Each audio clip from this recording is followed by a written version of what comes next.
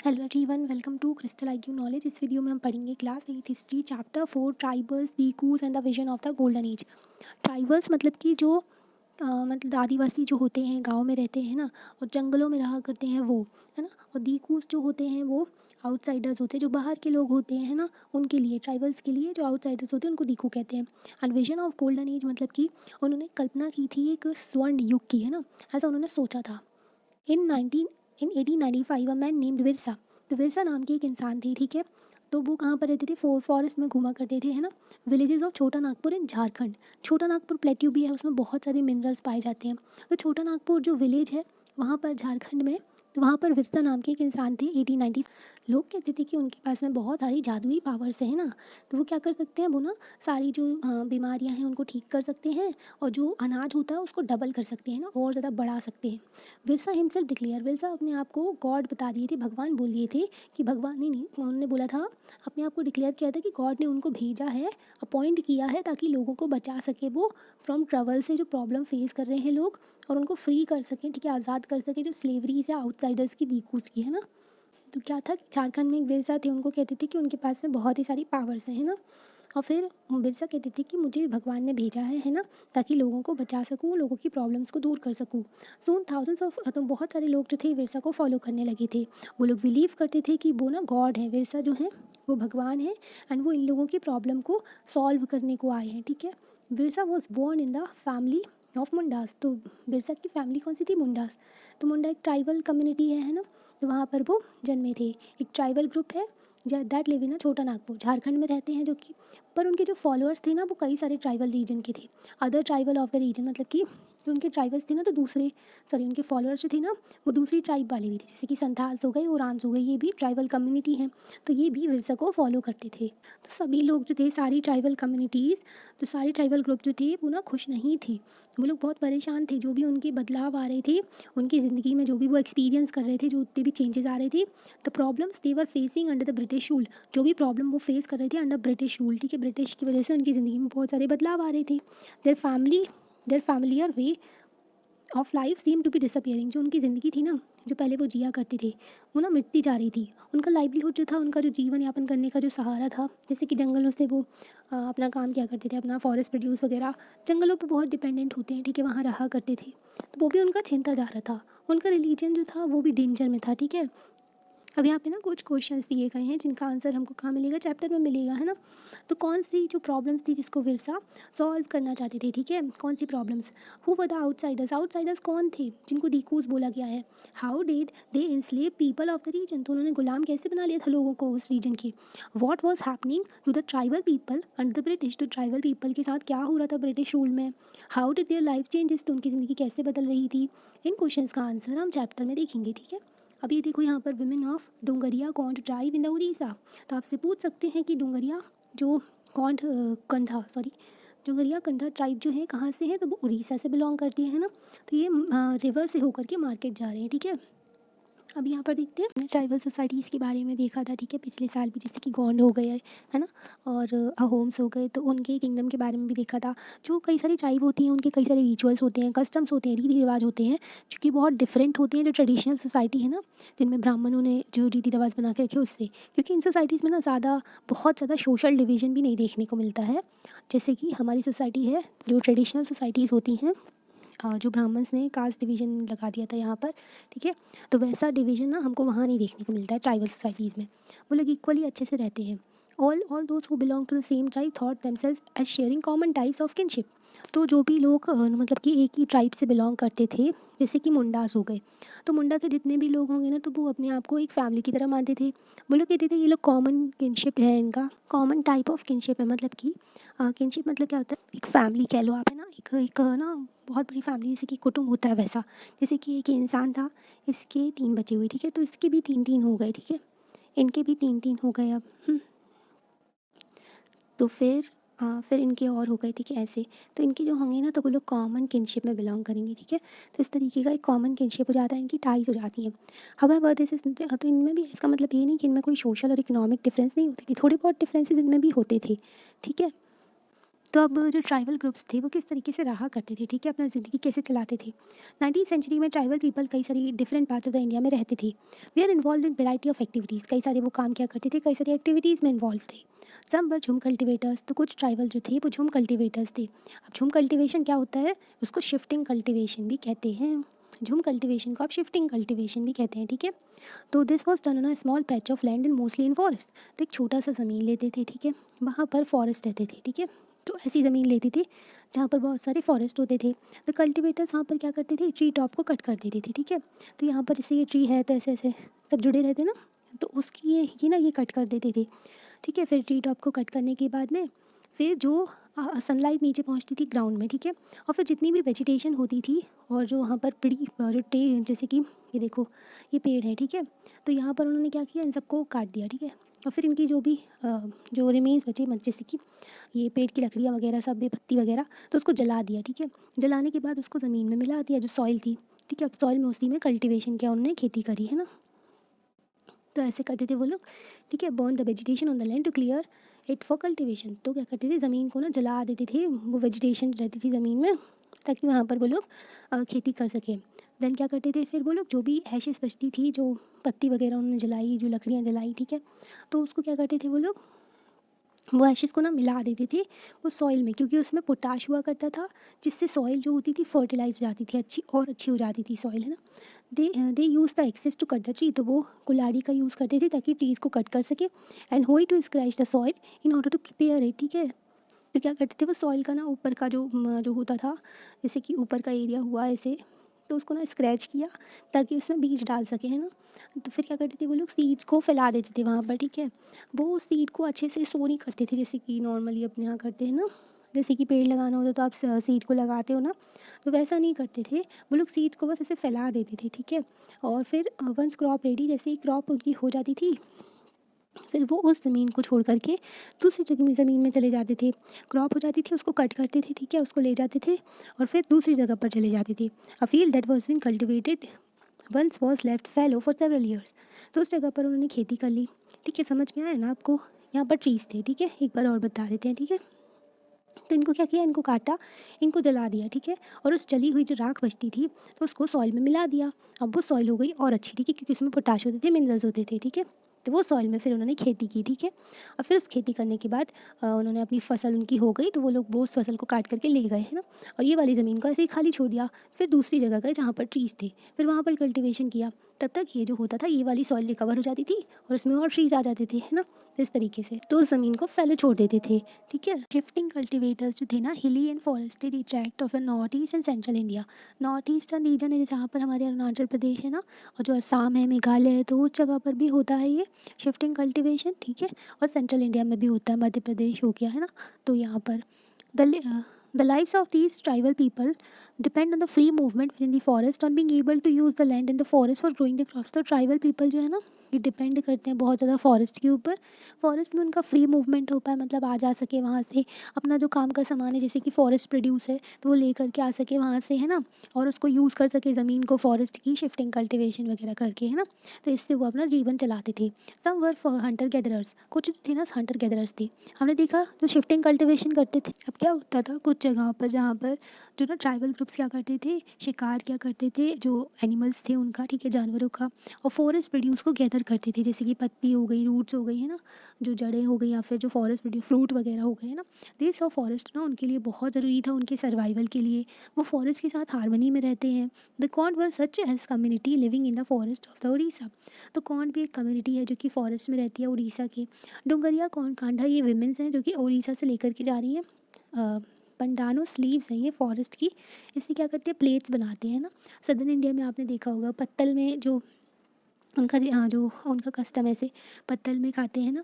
तो अभी बोला भी जा रहा है कि सभी लोगों को कि पत्रावली यूज़ करना चाहिए रेदर देन प्लास्टिक, है ना। पत्रावली मतलब कि जो पत्तल होते हैं ना, जो पत्तियों की प्लेट्स बनाई जाती है उसको यूज़ करना चाहिए, क्योंकि प्लास्टिक बहुत ज़्यादा बढ़ गया है हमारे यहाँ।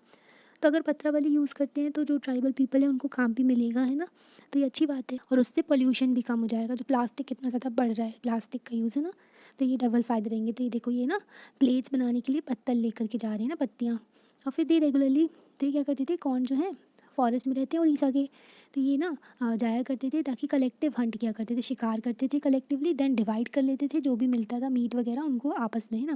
दे ईट फ्रूट्स, वो फल खाया करते थे, रूट्स खाया करते थे जो भी वो कलेक्ट करते थे फॉरेस्ट से। And cooked food with the oil extracted, अब जो ना खाना लेकर के आते थे तो उसको पकाने के लिए वो उसी तेल का यूज़ करते थे जो कि सीड्स होते थे साल एंड महुआ का, उसके सीड से तेल निकाल करके इसको यूज़ करते थे तेल को, है ना, खाना पकाने के लिए।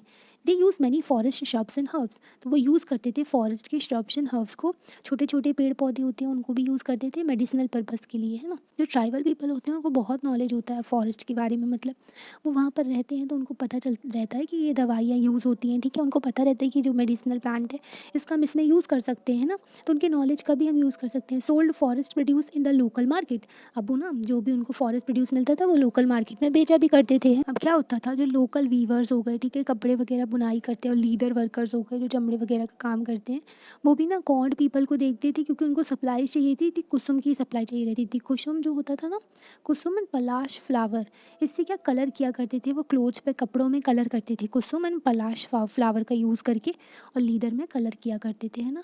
From where did these forest people get their supplies of rice and other grains, तो फॉरेस्ट में रहने वाले ये लोगों को जो अनाज कैसे मिलता था, जैसे कि चावल हो गया, at times they exchange goods getting what they need in return for their valuable forest produce, तो मतलब कि ये ना एक्सचेंज किया करते थे अपने गुड्स को, जो भी उनका सामान रहता था, किससे रिटर्न, जो अपना जो भी फॉरेस्ट से लिया सामान, ठीक है, और उसको मार्केट में ले जा करके एक्सचेंज कर लिया, ठीक है, जो उनको राइस वगैरह चाहिए रहता था उससे एक्सचेंज कर लेते थे। Eight other times they what goods with the small amount of earning they had, तो और भी ना कुछ भी उनको सामान चाहिए रहता था तो मार्केट से ख़रीदा करते थे जो उनके पास थोड़ी बहुत उनका जो उन्होंने कमाया होता था पैसा उससे। Some of them did odd jobs in the villages, कुछ लोग जो थे ट्राइबल पीपल्स वो छोटी मोटी जॉब कर लिया करते थे, जैसे कि वजन उठाना, बिल्डिंग रोड्स, है ना, रोड्स बनाना, while others labourers in the field of peasants, तो कुछ लोग जो होते थे लेबर की तरह काम कर लेते थे बड़े बड़े किसानों की फील्ड में, है ना, जैसे कि जय भीम मूवी में आपने देखा होगा, तो वो लोग ना जो किसानों की फील्ड में काम कर लेते थे, और ना क्या करते थे, जो ईंटें बनाने का काम था वो भी कर रहे थे, है ना, तो लेबर वाले काम कर लेते हैं ट्राइबल पीपल, सामान बोझ उठाना, है ना, तो ये सारे काम करके वो थोड़ा बहुत अपना पैसा कमा लेते थे ताकि वो सामान खरीद सकें। When supplies of the forest produce, जब ना सप्लाई कम हो जाती थी फॉरेस्ट प्रोड्यूस की, मतलब कि फॉरेस्ट से अब ज़्यादा कुछ सामान मिल नहीं रहा, जैसे कि फ्रूट्स वगैरह है, अब उनको पकने में टाइम लगेगा, है ना, उगने में टाइम लगेगा, तो tribal people had increasingly vendors, तो वो ना इधर उधर घूमते थे ताकि उनको कुछ काम मिल जाए, है ना, लेबर का काम कर लेंगे, कितने मेहनती होते हैं tribal people. But many of them like Baigas, तो कुछ तो जैसे कि बैगास हो गए सेंट्रल इंडिया के, तो वो ना कहाँ, जैसे कि देखो बैगास है ना, बंजारास गोंड हैं, तो यहाँ पर ना बैगास रहते हैं सेंट्रल इंडिया में, तो ये क्या करते हैं, ये ना इनको अच्छा नहीं लगता था काम करना, ऐसे reluctant to do work for others, मतलब कि दूसरों के लिए काम करना। बैगास को लगता था कि वो ना फॉरेस्ट के पीपल हैं, उनको मतलब कि ऐसा मानते हैं वो लोग कि वो जंगल के ही हैं, है ना, तो वो जंगल को ही अपना घर मानते हैं, है ना, जो वो फॉरेस्ट के पीपल हैं, और who could only live on the produce of the forest, और जो फॉरेस्ट उनको देता है उसी पे वो जिंदा रहेंगे, है ना, मतलब कि फॉरेस्ट ही उनका सब कुछ है, बैगास ऐसा मानते थे। It was below the dignity of Baigas to become a labourer, है ना, तो ये अपमान की बात थी ऐसा बैगास के लिए कि उनको लेबर की तरह काम करना पड़े। अभी यहाँ पर देखो ये मैप ना बहुत ही इंपॉर्टेंट है, कोई भी एग्जाम हो उसके लिए, जैसे कि ना ट्राइबल कम्युनिटीज़ पूछ लेते हैं किधर से बिलोंग करते हैं। ये मैप थोड़ा पुराना है, ठीक है, देखो हम बताते हैं आपको। यहाँ ना अब ये लद्दाख हो गया है हमारा ये वाला, और ये वाला जो पोर्शन है ये है जम्मू एंड कश्मीर, ठीक है, तो अभी ये डिवाइड हो गया ना, ये यूनियन टेरिटरी है, मतलब कि सेंट्रल गवर्नमेंट के अंदर कंट्रोल है ना। अभी देखो ये हिमाचल प्रदेश में है, ये गड्डीज़ वन गुज्जर्स हैं, है ना, जो पहाड़ों में रहते हैं, ये हो गए उत्तराखंड के, तो ये भोटिया ट्राइब्स है ना।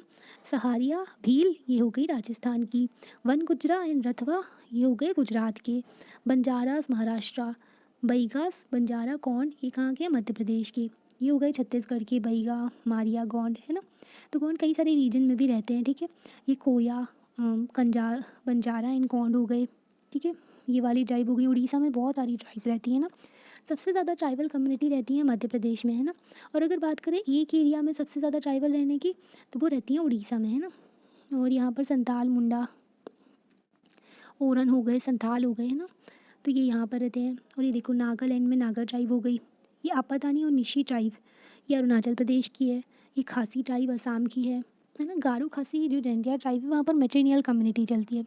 मतलब कि जो विमेन होते हैं उसको बहुत सारे अधिकार होते हैं वहाँ पर। अगर दूसरी सोसाइटीज़ में देखें हमारे जो भारत की, तो वहाँ पर औरतों के साथ में डिस्क्रिमिनेशन किया जाता है ना बहुत ज़्यादा। और यहाँ पर उल्टा होता है, यहाँ पर ना मतलब कि जो शादी होती है तो आदमी ना औरत के घर उसके साथ जाता है, ठीक है। उल्टा होता है, मतलब कि इनकी ये कल्चर प्रैक्टिस है इनकी, ठीक है। तो यहाँ पर मेघालय में, और फिर ये सारी ट्राइबल कम्युनिटी यहाँ पर, ये देखो ये माला एंड इरूलर, ये ट्राइबल कम्युनिटीज़ है। यहाँ पर लक्षद्वीप है हमारा, और ये अंडमान निकोबार है। तो अंडमान निकोबार आइलैंड बहुत सुंदर है, ये आइलैंड्स है ना। तो ये ना यहाँ पर जारवा ट्राइब रहती है। ये जो है एकदम पुराने तरीके से रहते हैं, प्रिमिटिव हैं थोड़े, है ना।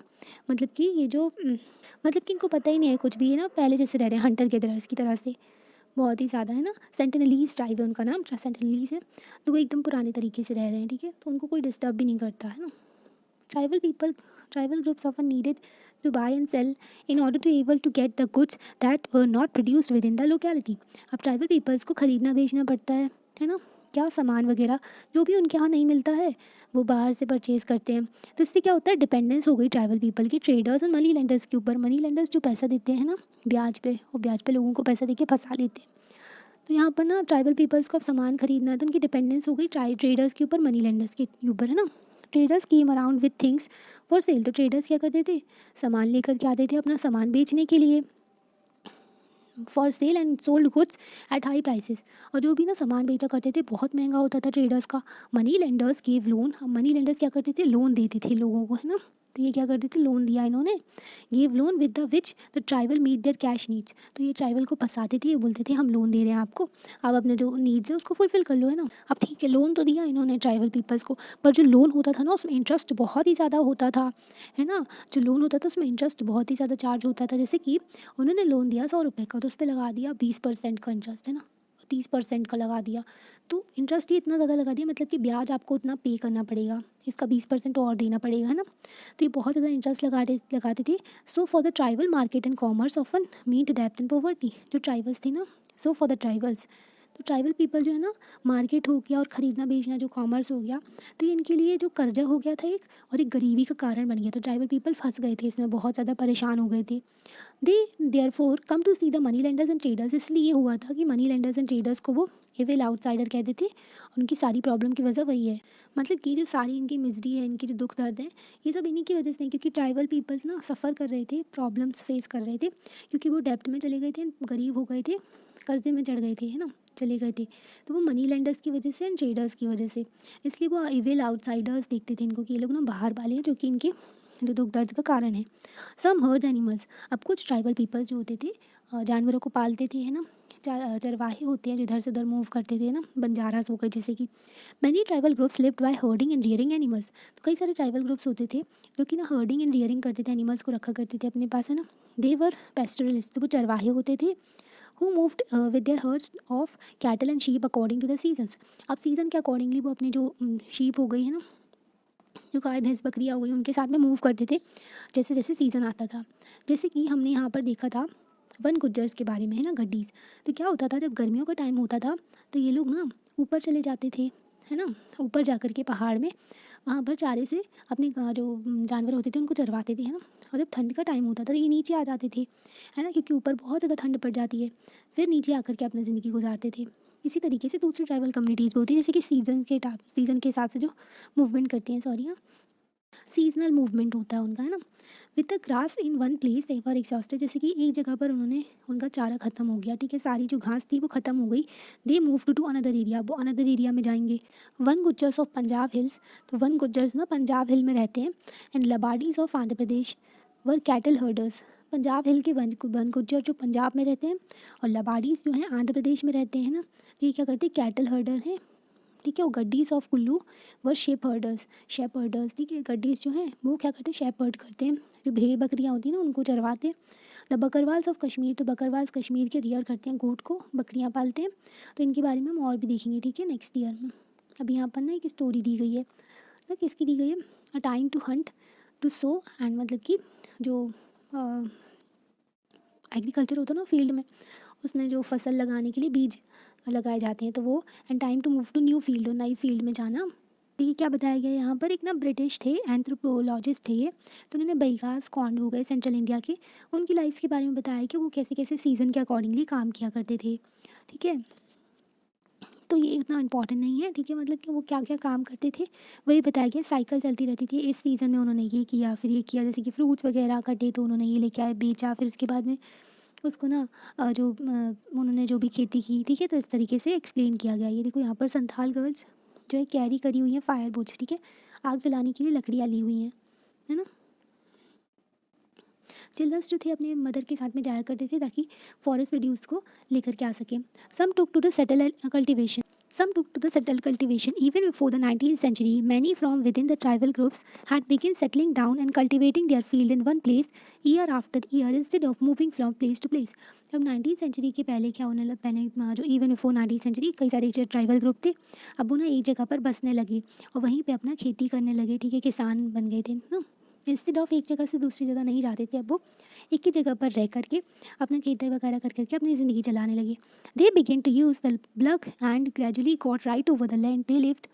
ठीक है, तो उसी जगह पर वो खेती वगैरह करते थे और उनको अधिकार मिल गया वहाँ पर रहने का, ठीक है, वो उनकी ज़मीन हो गई। अगर हम मुंडास की बात करते हैं जो कि छोटा नागपुर के, तो उनकी ना पूरी ज़मीन जो होती थी, ज़मीन जो होती थी पूरी सभी की होती थी, मतलब कि एक पूरा क्लैन है उनका, पूरा परिवार जो है, तो उन सबकी ज़मीन होगी, बहुत बड़े जितने सारे लोग हैं ना मुंडास, तो सबकी होगी वो ज़मीन, है ना। तो इस तरीके से उनका पूरा जो लैंड होती थी बिलोंग करती थी क्लैन की पूरी, है ना। All members of the clan were regarded as descendants, तो सारे जो हैं सभी उत्तराधिकारी हैं, ठीक है, उस जो ज़मीन के, है ना, ऑफ द ओरिजिनल सेटलर्स जो भी वहाँ पर सबसे पहले रहे थे, who had first clear the land, जो सबसे पहले वहाँ पर साफ़ करके ज़मीन को वहाँ पर रहे थे। Therefore all of them had right on the land, तो सभी का जो अधिकार है ज़मीन पर, ठीक है। तो क्लैन कैसे हो गया, एक इंसान था, ठीक है, इसके हो गए 3 बच्चे, ठीक है, ठीक है, फिर इनके भी हो गए, सॉरी ये ज़्यादा हो गया, हाँ, ये 3 हो गए, फिर इनके 3-3 हो गए, ठीक है, तो ये बड़ा सब फैमिली बन गया, ठीक है, तो कुटुंब कहलाता है ना। तो इसी तरीके से जो इनके सारे लोगों का ये ज़मीन होगा, है ना, सभी का अधिकार है उस पर। Very often some people with in the clan acquired more power than others, कुछ लोग जो थे उनके पास में ज़्यादा पावर्स थी जो क्लैन में, सम जो थे चीफ बन जाते थे, उनके हेड बन जाते थे, और जो बाकी के लोग थे वो फॉलोअर्स बन जाते थे। Powerful man often rented out there land instead of cultivating it's themselves। अब जो ज़्यादा ना पावर वाले थे, जो ज़्यादा उनकी जो पावर चलती थी, तो वो लोग क्या करते थे, खुद अपनी ज़मीन पे काम नहीं करते थे, दूसरों से करवाते थे, तो किराए पे दे देते थे अपनी ज़मीन। British officials saw settled tribal group, Gond हो गए, संथाल हो गए, तो ये लोग ना सभ्य हैं, सिविलाइज्ड हैं। Then hunter gatherers and shifting cultivators, तो ब्रिटिश ना जो ट्राइबल ग्रुप एक जगह पर रह करके, ठीक है, खेती बाड़ी करके अपना ज़िंदगी चला रहे थे, तो उनको ज़्यादा अच्छा बोला, उन्होंने बोला ये सिविलाइज्ड है, सभ्य है ना, अच्छे लोग हैं, क्योंकि ये लोग से टैक्स वसूल सकते हैं वो लोग।